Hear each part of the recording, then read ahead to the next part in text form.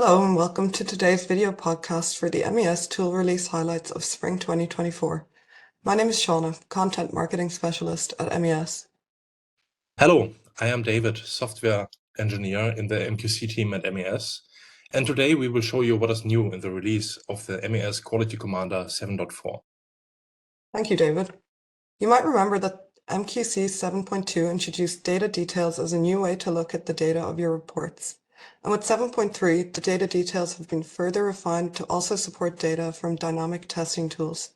You can have a look at the previous release videos for more information about data details. Today, we want to highlight the connection between quality and data details in MQC. For this, we'll have a look at a new demo project that uses data from BTC Embedded Tester. Yeah, thank you for the introduction, Shauna.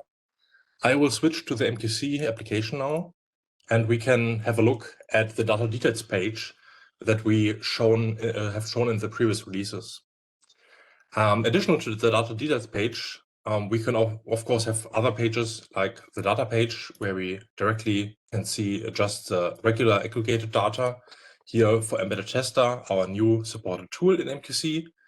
And we have the quality page, which is the main page of MQC that many are preferring to use, because it's a great overview to see your project in, and you can easily see at a glance where something is great or bad, so where something has to be done or everything is fine already. If we look at an earlier revision in our new demo project, for example, in this revision of the 23rd of January, we can see that not everything was correct.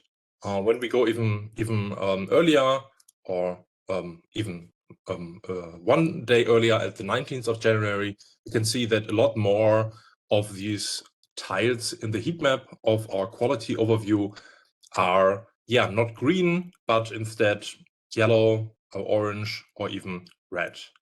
So parts of these qualities is not yet 100%, which would be the optimum. So the underlying data tells us that there is something not yet completely correct. And if we want to know more about this, we can go into a so-called hotspot analysis to see what is underlying the quality. For this, I will switch to a different layout of the page on the quality page. And we see that we now, additional to the quality heat map, have also the data details heat map that we saw on the data details page. We also see here a tree map and the list. Of course, the data details heat map is a bit overwhelming with so many data points. Also, the tree map shows quite a lot, and we probably won't even see everything because specific elements are so tiny. So let's focus just on a specific part of the quality. For example, the requirements in the mill tests. Are the requirements covered?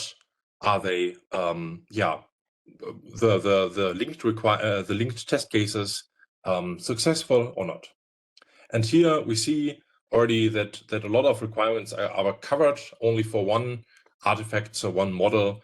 The requirement coverage is not so great, but the results of the requirements are also not always great.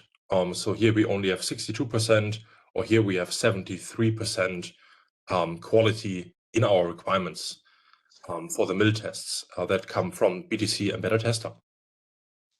After we mark just the requirements or the requirement compliance here, we see that in the data details heat map, we can now focus on exactly the failed results that happened in these specific requirements. And we can even see in the tree map the specific requirement names where something failed. And for example, we can click on this requirement, which is here stage 2. And we can see there is one issue pertaining to that requirement where we can open the HTML file if we want to switch directly into the report of BTC Embedded Tester, what we have read here, to see more details about this. Great. I have a question. Can I see why the requirement failed without opening the HTML report?